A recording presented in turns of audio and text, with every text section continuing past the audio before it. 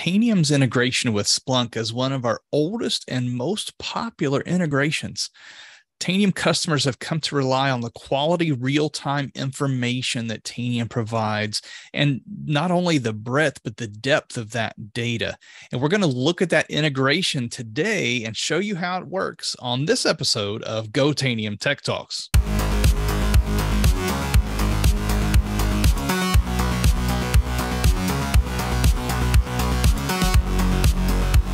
Data is essential to everything we do in information technology. IT, that's our job title, right? We're in IT, we're about information, and that information is our profession. So Tanium is an information platform that just pumps data all over the place. It takes that rich data that you come to know and love from Tanium, and then our customers like to take that and send it into their applications, their dashboards, and all the reports and all the systems that make the business flow.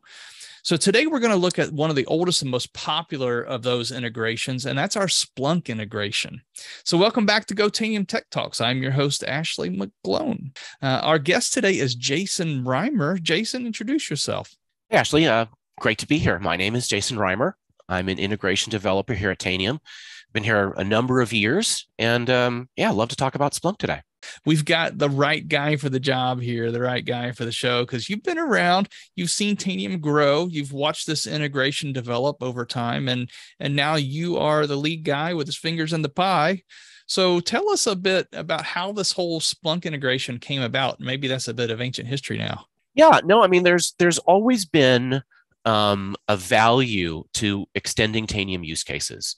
And by that, I mean, let's take, and you've already hit the nail on the head with your intro, quality information, not just raw data. And we'll get into those distinctions today, but good quality information, that's something that Tanium has always been able to provide at a depth, into endpoints extensively, a breadth across all of these topical domains. I mean, even in our earliest days, those capabilities exist because they are a fundamental part of that platform.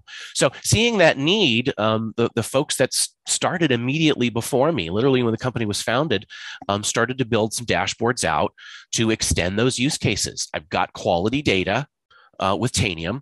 I've got it at scale. I've got Splunk, which has, a different set of features and capabilities. I want to do long-term visualizations and analytics.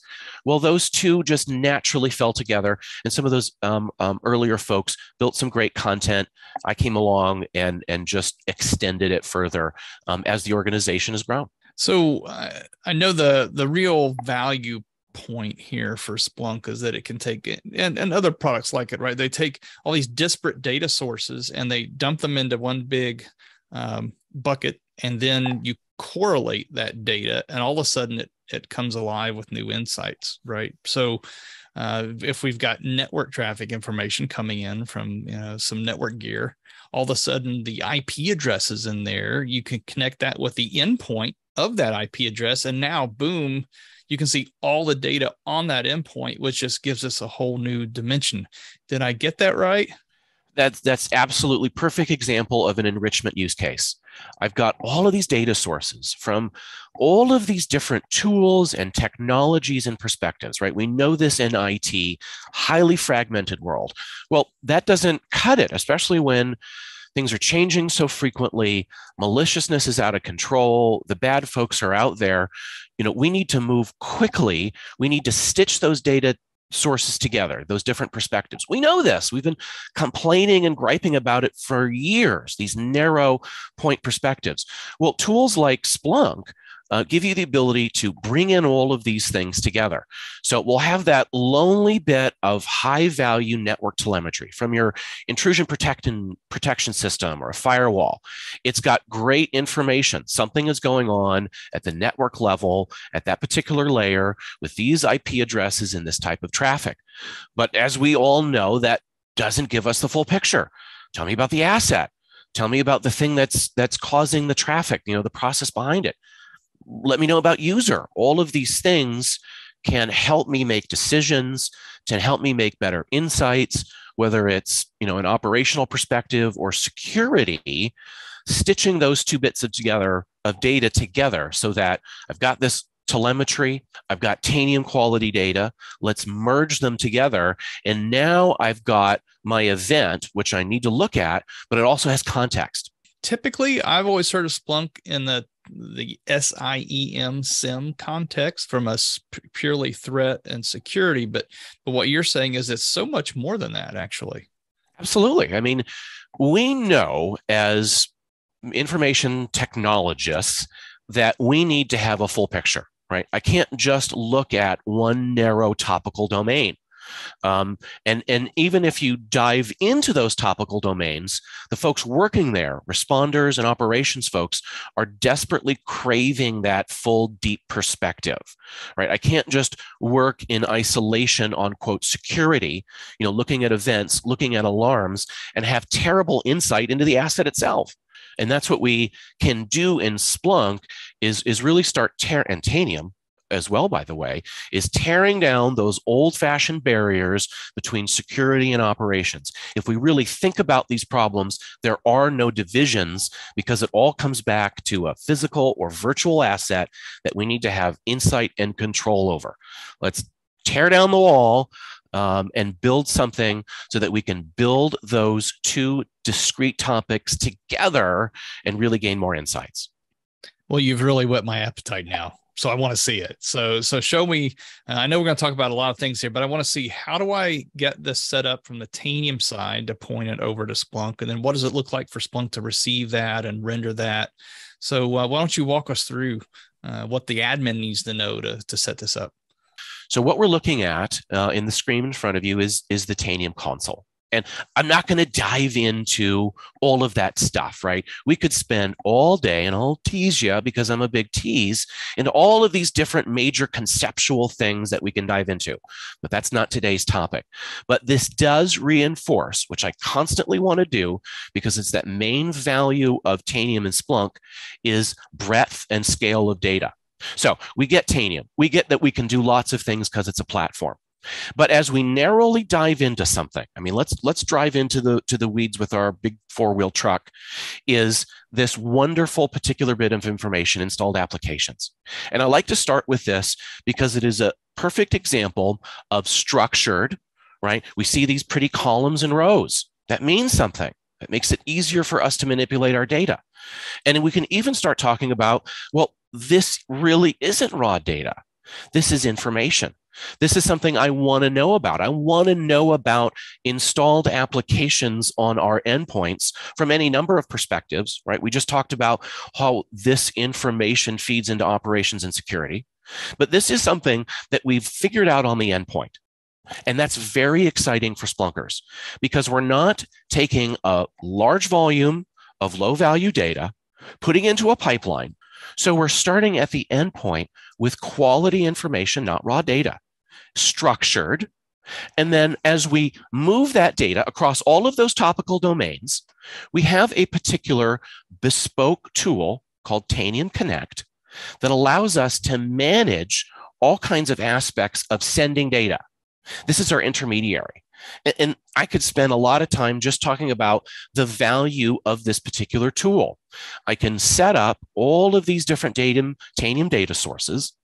And what you're looking at on your screen is basic platform asset data, right? And we're sending it to an HTTP destination. In the Splunk world, that's called HEC. Now, I want to reinforce that we've got documentation. And we've got a lot of data sources, so this gets detailed. And I want you, when you're setting these things up, to be following our guide. But to give you sort of an insight into how this looks, again, we have this intermediary connect. It allows us to pick our sources, lots of different sources, in this case, a Tanium question. Lots of different destinations. In this case, we're going to spend it to Splunk's HEC ingestion point. Now, I'm going to go over very quickly a couple of important points because this really comes up a lot when we're talking about sending amongst cloud deployments, either Tanium or Splunk, is I'm going to spend it to this type of Splunk destination, which is called HEC. And you'll see here, some traditional stuff. I have a URL. This is the URL of Splunk itself, of the Splunk instance, of the actual ingestion point. And there's a couple of bits I want to point out. We've got a port. It's very particular, as we would expect, right? We have a particular collector, and you'll see in this path where it says services collector raw. I want you to start out with the raw collector. Now, you might want to come back and use a different collector. That's fine. We know this to work. We know this performs with our app content, but we want to be flexible. So if you want to come back and change this and use something different, that's no problem. But start with raw because, again, it's a best practice. We know it works. There's a GUID here. This is generated, and I'm not going to fuzz this part out because it doesn't matter. This is a string value that you're going to generate on your own. It means nothing, but sort of provides a key identifier. These are requirements of Splunk. It's important that we know the particular IP address, the domain that's going to be blurred out in your screen. That's important. Amongst large Splunk deployments, there could be a couple of different options, and it could be a little confusing. So making sure you have the right domain or IP address, the right port. This particular collector, again, you can come back and change things. That's no big deal. And a string value that you've defined yourself. These are the major important points of creating this particular URL. And what I'll even do, again, because things can get tricky, you might have multiple ingestion points, is I'll take this, my URL that's going to be used, the token I've created in Splunk, and I'll test it in something like curl or Postman before I get to Tanium. I want to make sure before we're thinking about going through firewalls and whitelisting different IP addresses, all of these different very particular things that you're going to do on the Tanium side. I just want to know that my token matches my URL, matches my port. I like to talk about this real quick, Ashley, because this comes up a lot in support. So just to keep driving into this, and then we'll move on to something a little bit more exciting, is we're going to post this data. We're going to have an authorization header. This is traditional stuff, very straightforward in this UI. You'll notice I've got a value over here. The word Splunk is in there. That's a requirement, right? Just literally the word Splunk. And then following that, it's going to look a little blurry in your screen, is the token, which is, again, just a string value that you've created in your Splunk instance. And all of these little bits you've tested beforehand, you know it all works. You come in here, you choose your source of data. Again, Splunk basic asset in this case. Your destination, we're going to send it to HEC because it's the cloud. We could send it to different destination, to an on-prem device. We're sending it to a Splunk socket receiver. I'm not even going to talk about that in detail because it's so straightforward. You don't need any of these authorizations or critical bits. I'm just sending it to a forwarder. So whether you are in the cloud or you're on-prem, whether you want to use a traditional forwarder, whether you want to use HEC, we support all of those options and a couple of those bits that are specific to the HEC setup I've just talked about. Hopefully that makes a little bit of sense, Ashley. Yes. And so I'm not a Splunk admin, but I've worked with customers who have Splunk, and they really rely on this information. So I'm curious as a technologist. So we set up this generic destination pointed to Splunk, and we've got everything lined up. But we could be sending like discovered unmanaged device information or threat response alerts. How does it know when we send the data what to do with it, where it goes? Yeah, that's an excellent the question. And the answer is because we've done a lot of that work for you. We've already matched all of this data to Splunk's common information model wherever possible, right? So, and I'll mention that what that is, and that's also called SIEM. But now we're going to do CIM, Splunk's common information model. And this is Splunk's Rosetta Stone. It allows all of those technologies and vendors and the way that they describe data to talk to each other. And, we all know as technologists, the many different ways that we can talk about a computer name. Sometimes it's system name, sometimes it's computer name, and all kinds of different flavors. The network people usually get down into a particular interface. Now, they don't even care about the asset level. It's an interface. So amongst all of those different objects and all of those different data sources, as you mentioned, how do we clear them up? How do we sort of arrange them and translate them in this larger ecosystem? And the answer is SIEM.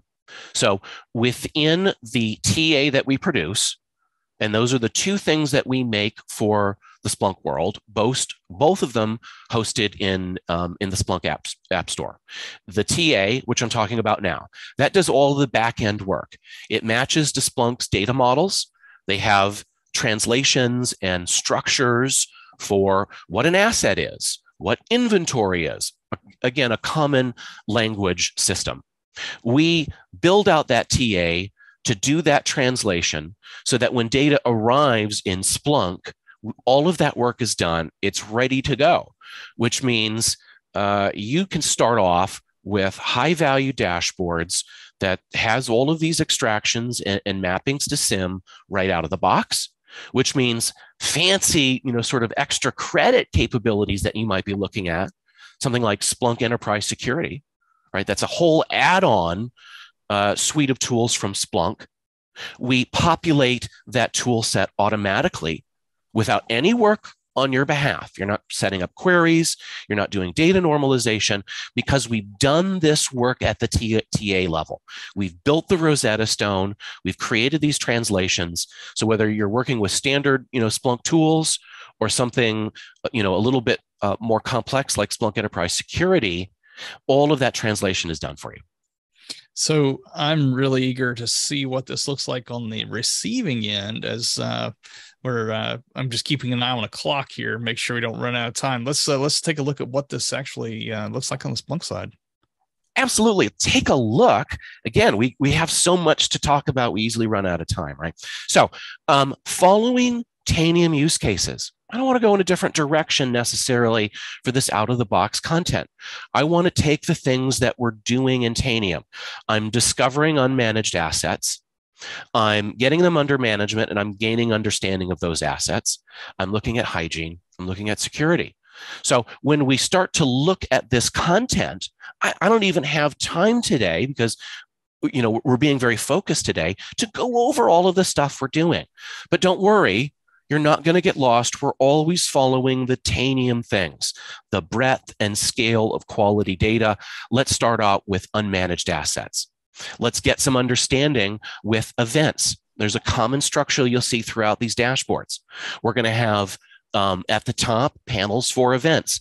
Something specific happened at a particular time.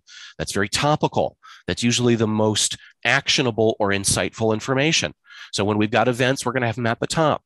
Then we're going to look at over time. I want to see what's going on as I change my time horizons, what's happening with regards to unmanaged assets. The counts go up and down. I'm using human insight to look for patterns that are odd, that are unusual. Diving into that deeper, I want to have an understanding of that. And if we're talking about unmanaged assets, we're talking about operating system platforms and device types and open ports. I can drill into these objects and get more detail and look at the particular report, and you see all of this lovely data. And I can continue on with that discussion with other topical dashboards. Hey, let's look at and follow this life cycle into asset management. And again, a similar pattern. When something happens at a particular time, that's a very specific thing, that's an event. Let's have those at the top. Those are actionable. Let's look at over time. And this is a similar perspective as that what we've seen, but now we're looking at managed assets over time. Again, let's use human insight to look for patterns of unusual activity. Let's be able to drill in to all of these different aspects of looking at hardware, the chassis types, the operating system types. And when we look at all of this wonderful data, we see our events. And I'll show you, let me click on this real quickly. We have asset data, and you notice inventory, network, system, user. Those are the Splunk knowledge domains. I'm going to dive into the weeds very quickly because I know there's some Splunkers that are interested in the SIEM aspects of this. This is an example of the work that we've already done for you. The information, right, quality information arrives at your Splunk destination already mapped to these topical SIEM domains. I could show you this all over the place. I'm not going to because we don't have time, but I wanted to get very specific with you in the types of extractions and mappings that we're doing. And we continue this story. I could talk about other aspects of gaining deeper insight into our asset. The hygiene aspect, right? Patch information. I want to know from an operating perspective, what's it looking like with the deployment of patches? What are my mean time? How am I rebooting? That's a critical bit of information, especially for Windows systems. Diving deeper into understanding vulnerability and configuration. I'm going fast because there's so much here, folks. We could spend all day on this. But look at all of this rich data. We looked at patch. Now we're looking at the vulnerability side, being able to have an understanding. Hey, I have an operational duty to patch vulnerabilities and to get work done, or I'm as part of a security investigation. We believe that a particular relevant CVE is associated with that. This is that bringing those barriers down and creating that common ecosystem without sort of the narrowness of point solutions. And I'm moving in again. I could talk about this all day. Now we're in the security realm, where we're kind of putting together those building blocks of understanding assets and gaining insight and getting our arms wrapped around what our environment looks like. Now let's look at it from a security angle. And you're looking at things coming from threat response. Log4j. Again, very relevant and topical to what we're talking about today. I could dive into that and talk about for 20 minutes, right? We're not going to, don't worry. We're focused on these particular alerts, breaking them down by MITRE category, looking at gaining insights into particular alerts. Here's an example of enriching two different things. I have an alert. I want to know more about the user. What's going on with Adam? What kind of system is he on? Is this a laptop? No, this is in my cloud space. These insights are helping me make better decisions, whether that's just doing the management of these things or, again, following that investigative aspect.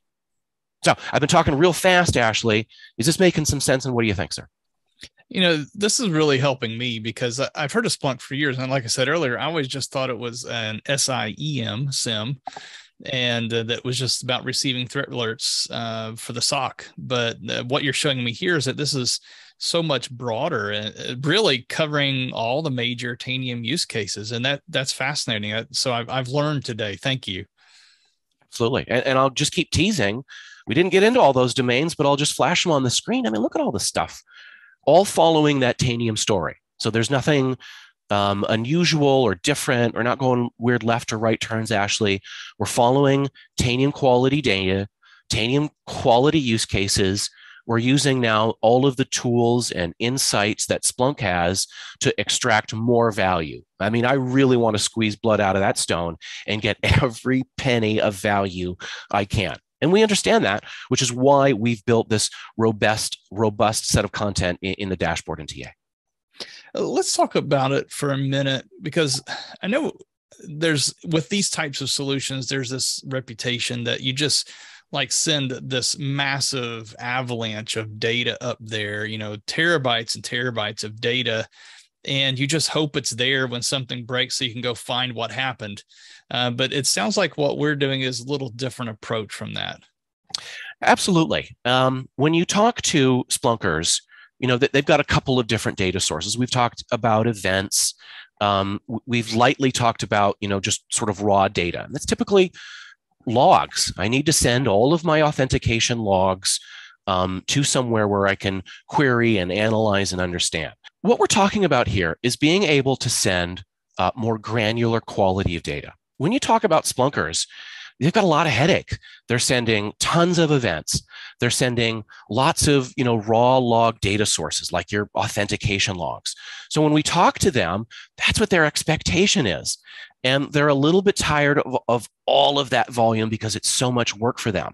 But I get to have a happy conversation where I show them quality information, right? We've talked about that a couple of times today. I want to get not just noisy things that I have to extract and work on. I want to leverage this Tanium platform to do work on the endpoint. Let's get all of this stuff done at the endpoint level, not just the collection of everything, but finding things that I need would do the work on the endpoint. We move it through this pipeline and gain additional value. We do that out of the box, the content that we've talked today. But just from that higher level perspective, it's so exciting to reassure Splunkers, no, we're not going to just send all of this mass data that you're then going to need to spend time to extract and store and work upon. The methodology is different. We're sending quality information from the endpoint right away. So we're not talking about that raw messiness. We've got out of the box stuff to help you further. And then data arrives at the destination, and we're talking about quality, scaled, real-time information, that wonderful bit of cream that has floated to the top, right? That's what I'm interested in. And that's how we can change this story from just sending it all to really talking about the cream on top. So, Jason, I'm an admin. I'm watching this show and I'm really liking what I'm seeing. And I can't believe, wait a minute, we've had Tanium all these years and Splunk all these years. Why aren't we using this? Where can I find more information and how do I get this going? As always, we like to talk to our customers. So if you're talking to us, talk to us. Let us know. It can be that easy. All of the other traditional methodologies, a support ticket. Sure, bring it on. We want to talk to you. Maybe you're not ready to talk to us. I don't want to get into calls. It's a busy week. Start out with some education. Cruise over to the community. We've got lots of articles on all these various topics. Ashley is kindly going to post in the session notes a couple of links. We've got an admin guide. It's detailed. I recommend, because even if we're talking about, focusing ourselves at the data level, there's a lot here. I've got something 90 sources. I would suggest you take a look at what we're doing in terms of community articles and documentation. Think about what use cases are valuable to you now. You are spending high value time and effort this year in threat response. Great. Let's start there.